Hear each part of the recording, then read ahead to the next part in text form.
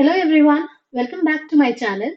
आज हम करेंगे अरिथमेटिक प्रोग्रेशंस का revision of class 10th NCERT. So let's get started.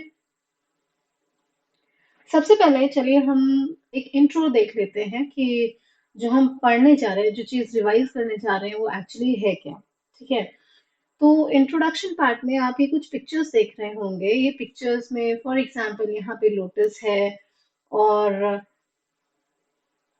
यहाँ सनफ्लावर है, यहाँ कुछ पैटर्न है, यहाँ एक कोई हॉल है, थिएटर हॉल आप कुछ भी लगा सकते हैं। तो आप अगर ध्यान दें तो ये सारी चीजें कुछ पैटर्न फॉलो कर रही हैं। यहाँ पे लीव्स का पैटर्न देखिए, यहाँ पे भी ये लीव्स का पैटर्न है, यहाँ ये ट्राइंगल्स हैं, और यहाँ पे सीड्स का पैटर्न, या फिर ऊपर ये जितने भी ये डोर्स और बालकनीज हैं, इन सब का पैटर्न अगर आप देखें तो आपको लगेगा कि हाँ, ये कुछ एक इस टाइप के पैटर्न है जो कि एग्जैक्टली सेम तरीके से फॉलो हो रहे हैं। ठीक है, तो यही कुछ पैटर्न्स फॉलो किए जाते हैं। और हमारे डे टू डे लाइफ में, इवन कंस्ट्रक्शंस में आर्किटेक्ट्स ये पैटर्न्स और इनको बहुत यूज करते हैं। ठीक है, यूज करते हैं तभी तो ये बना। और अगर आपने बहुत जगह देखा होगा कि आजकल जो जितने भी कंस्ट्रक्शंस वगैरह हैं वहां पे भी इस टाइप के 3D पैटर्न्स या इस टाइप के पैटर्न्स आजकल बहुत चल रहे हैं। तो ये सारे पैटर्न्स हमारे डे टू डे लाइफ में, हमारे नेचर में बहुत मिलते हैं। लीव्स के भी पैटर्न आपको देखने को मिल जाएंगे। कहीं पे 3 लीव्स ही रहती हैं एक स्टेम से निकली हुई, और कहीं पे 4-5 होती हैं, तो वो भी पैटर्न्स आपको देखने को मिलेंगे। तो अब ये जो पैटर्न्स होते हैं, ये जरूरी नहीं कि सिर्फ एक ही तरह से फॉलो, एक दूसरे को फॉलो करें। इनका जो पैटर्न आगे आगे बढ़ता जाता है, बहुत बार ऐसा होता है कि वी ऐड, या फिर ये जो पैटर्न्स होते हैं इनमें सेम, फॉर एग्जांपल अगर यहाँ पे लीव्स हैं तो same number of leaves will be added layer wise. ठीक है, या फिर ये भी हो सकता है कि एक्सपोनेंशियली इस पैटर्न को फॉलो करें, या कुछ नंबर इसमें मल्टीप्लाई करें तो फिर वो मल्टीप्लाई करने के बाद वो सेम नंबर से मल्टीप्लाई होते होते वो वैसा पैटर्न फॉलो करें। तो ये सारे अलग अलग टाइप के पैटर्न्स होते हैं। आज हम लोग जो पढ़ने जा रहे हैं वो है अरिथमेटिक प्रोग्रेशन। हम ऐसे पैटर्न्स डिस्कस करेंगे कि जिनमें कि सक्सीडिंग जो आगे आगे आगे जो टर्म्स आती जाएंगी, सक्सीडिंग टर्म्स जो होंगी, वो या तो कुछ सेम नंबर ऐड करने से या सेम नंबर सब्ट्रैक्ट करने से हमें मिलती जाएंगी। ठीक है, तो इस टाइप के प्रोग्रेशंस को, इस टाइप के पैटर्न्स को हम बोलते हैं अरिथमेटिक पैटर्न्स, क्योंकि इनमें सेम नंबर या तो प्लस होता है या माइनस होता है, और उसके बाद हमें आगे आगे टर्म्स मिलते जाते हैं। तो ये होते हैं आपके arithmetic progressions. Let us have a look. For example, अगर मैं बोलूं कि set of even numbers, ठीक है, in increasing order, तो 2, 4, 6, 8 and so on, तो ये एक arithmetic progression हो गया। arithmetic progression को AP भी बोला जाता है। तो ये AP, इसमें क्योंकि अगर मैं 2 ऐड कर रही हूँ, +2, उसके बाद अगेन +2, फिर 6 में +2, तो मैं यहाँ पे सेम नंबर ऐड कर रही हूँ और मुझे नेक्स्ट टर्म मिलते जा रही है। ठीक है, और ये जो सेम नंबर एडिशन है ये यहाँ आगे तक फॉलो होता रहेगा। तो इस टाइप के जो जितने भी पैटर्न्स होते हैं उनको बोला जाता है अरिथमेटिक प्रोग्रेशंस। तो आइए अब देखते हैं जनरल फॉर्म ऑफ एपी क्या है। तो यहाँ पे अगर देखें जनरल फॉर्म ऑफ एपी, ठीक है, यहाँ पे मैं लिख देती हूँ जनरल फॉर्म ऑफ एपी। ये क्या चीज है? जनरल फॉर्म ऑफ एपी आपका होता है a प्लस n-1 d। चलिए अब एक एग्जांपल और लेते हैं। मान लीजिए रिया किसी कंपनी में जॉब करती है, उसकी मंथली सैलरी 15,000 है। ठीक है, और हर ईयर उसको इंक्रीमेंट मिलता है ऑफ 5,000 रुपीज। तो फर्स्ट ईयर में ये हो गया 15,000, सेकेंड ईयर में इट विल बी 20,000।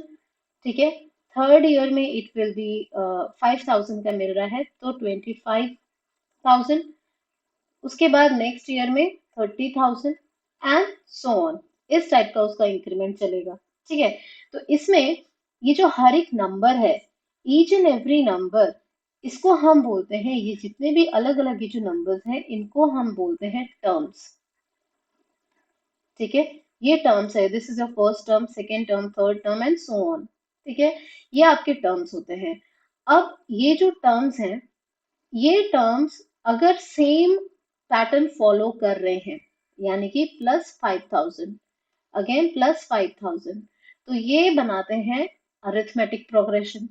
और ये जो दोनों के बीच में जो गैप है 5000 का, ठीक है, this 5000 gap is known as your common difference. ठीक है, जो वो गैप है उसको हम कॉमन डिफरेंस बोलते हैं।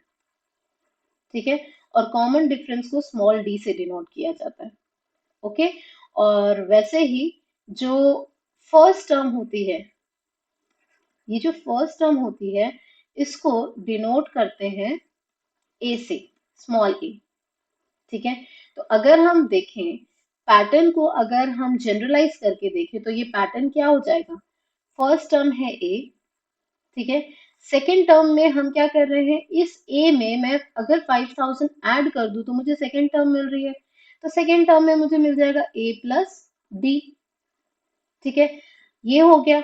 अब वापस से अगर ये सेकेंड टर्म जो है, ये सेकेंड टर्म में मैं फिर से वही सेम डिफरेंस ऐड कर रही हूँ, सेम जो 5000 रुपीज है अगर वो ऐड कर रही हूँ, तो यानी ये पहले से ए प्लस डी था मेरे पास, उसमें मैं वापस डी ऐड कर रही हूँ। डी क्या है, 5000 रुपीज।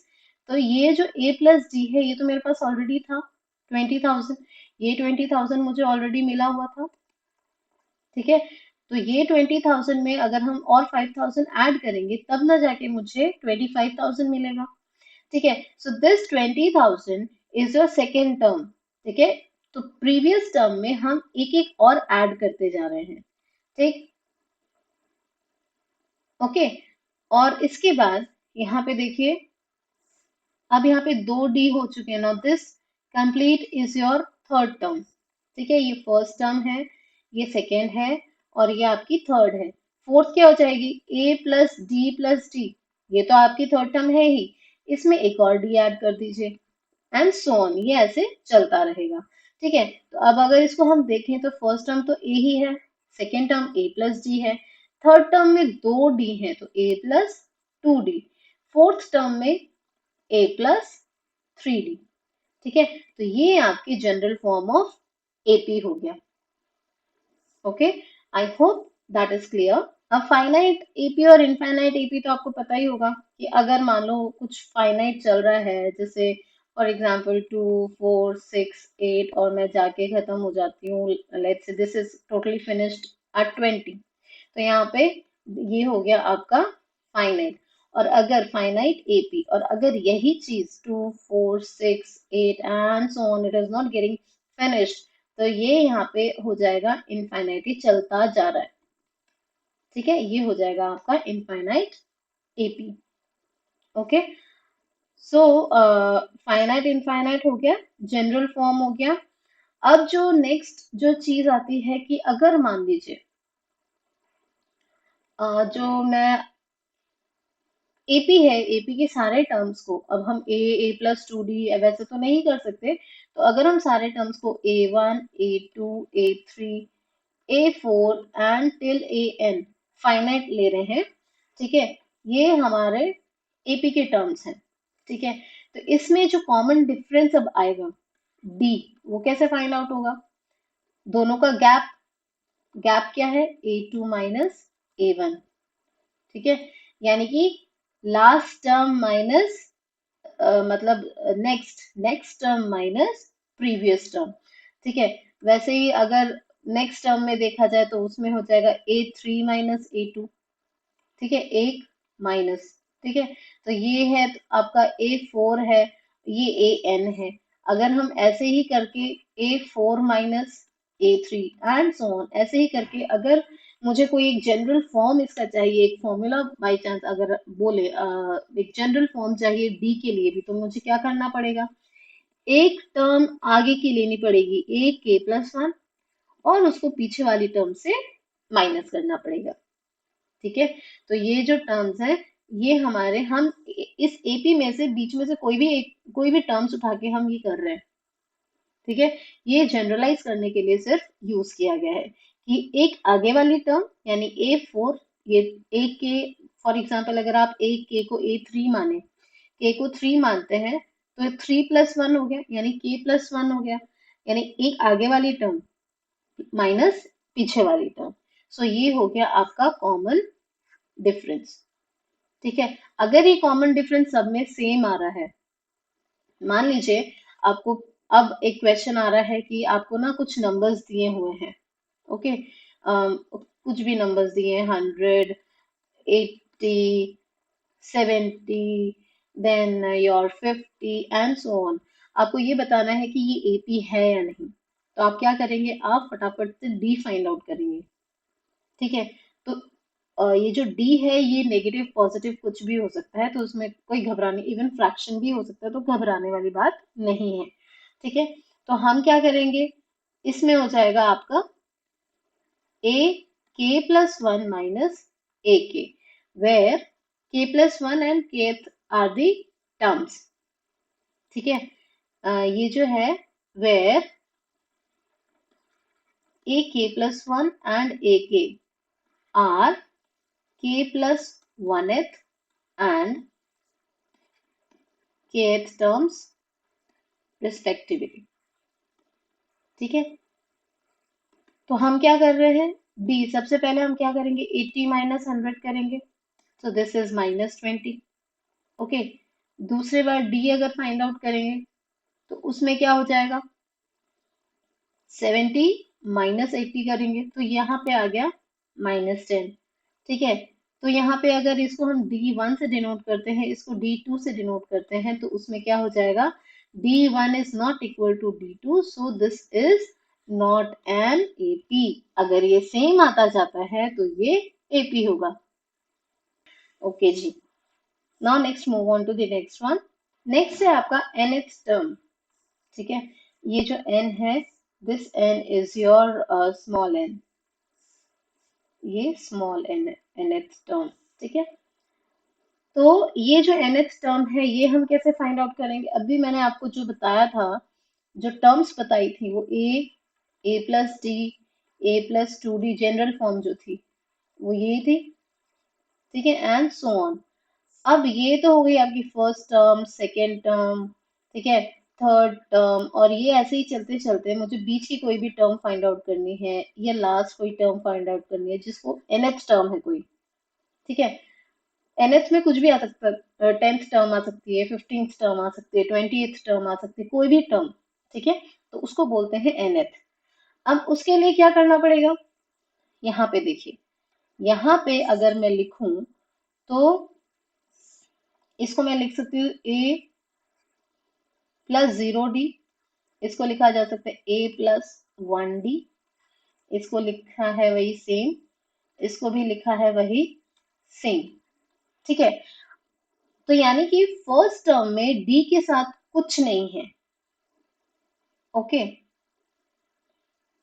सेकेंड टर्म में डी का कोफिशिएंट एक कम है, टर्म कौन सी है, टर्म है 2, और डी का कोफिशिएंट है एक कम 1। थर्ड टर्म में टर्म नंबर है 3, और डी का कोफिशिएंट आपका आता है 2, एक कम। टर्म 4 में, फोर्थ टर्म में डी का कोफिशिएंट आता है एक कम। ठीक है, यहाँ पे। ओके, तो अगर ये जो टर्म्स हैं इसको मैं n मानूं, ठीक है, तो ये फर्स्ट टर्म है, n अगर 1 है, मान लीजिए मेरी nth टर्म जो है वो 1 है। ठीक है, तो यहाँ पे 1 से एक कम कितना होता है, 0। ठीक है, तो यहाँ पे फॉलो हो गया। अब अगर मैं n को अगर 2 मानती हूँ, मेरी nth टर्म जो है वो 2 है, तो यहाँ पे क्या हो जाएगा, सेकेंड टर्म के लिए एक कम हो गया 2 से। अगर मैं मेरी nth टर्म को 3 लेती हूँ तो यहाँ पे एक कम हो गया। अगर nth टर्म को 4 लिया तो यहाँ पे d का कोफिशिएंट एक कम हो गया। इसका मतलब जो nth टर्म है वो क्या होता है, n में से एक माइनस करके इंटू डी।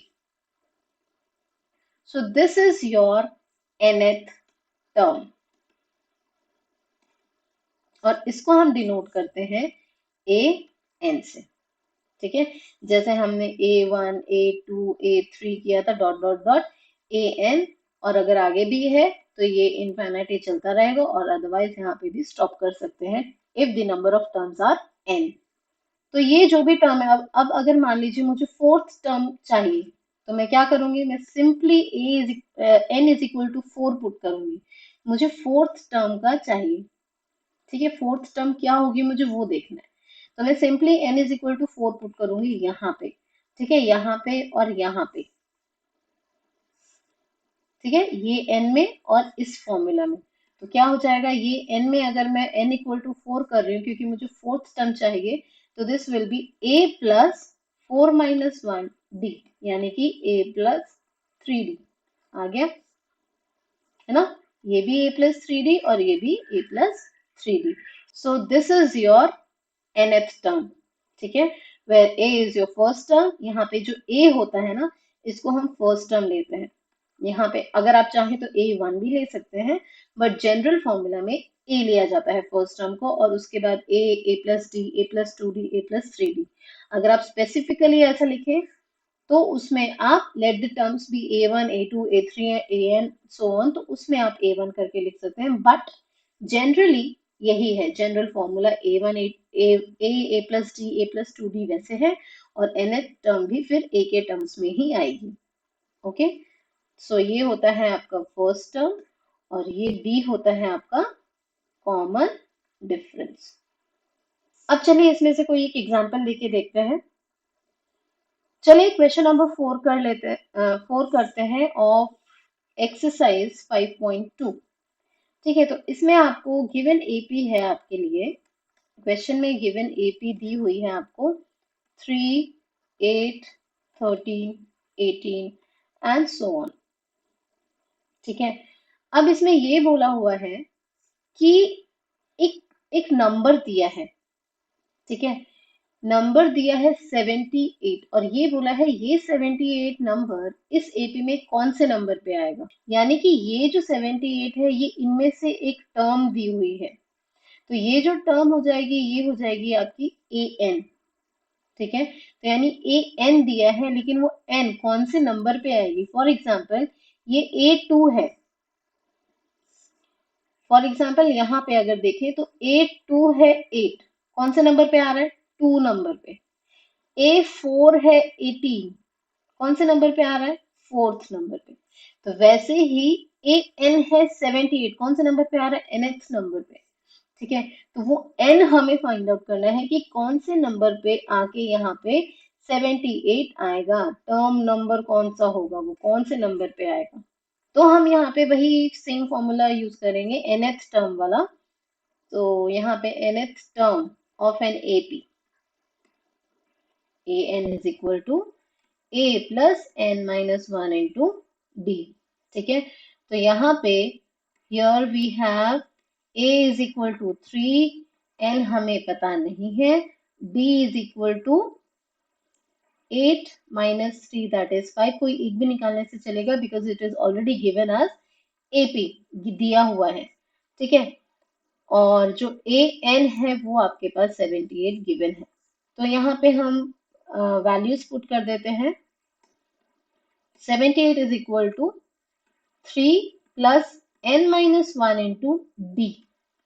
तो 78 में से 3 यहाँ पे ले जाइए, माइनस कर दीजिए, ये आ जाएगा n माइनस 5 ऑफ 5, ये आ गया 75 n माइनस 5 ऑफ 5। आप चाहे तो इन दोनों को इनको मल्टीप्लाई कर दीजिए, लेकिन मैं यहाँ पे डायरेक्टली इसको डिवाइड कर रही हूँ,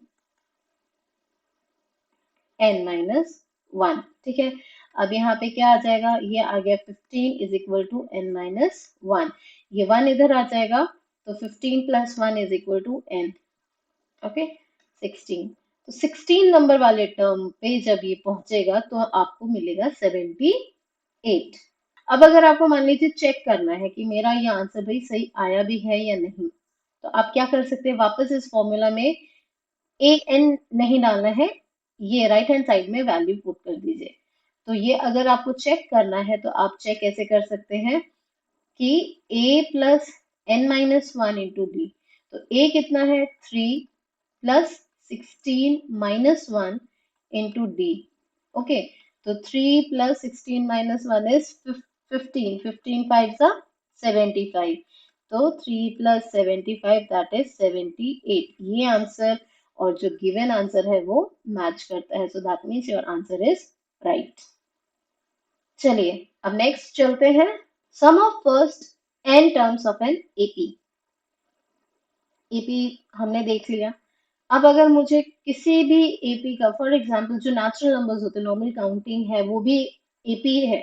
नॉर्मल जो काउंटिंग है या डिसेंडिंग ऑर्डर, असेंडिंग ऑर्डर, अगर हम वो सब with proper gap, proper difference, with same common difference अगर हम करते हैं तो वो एपी हो जाता है। तो अब मान लीजिए मुझे 1 + 2 + 3 plus dot dot dot dot plus मुझे 99 प्लस 100 तक के जितने भी ये नंबर्स हैं इनका मुझे सम फाइंड आउट करना है कि इनका सम होगा क्या।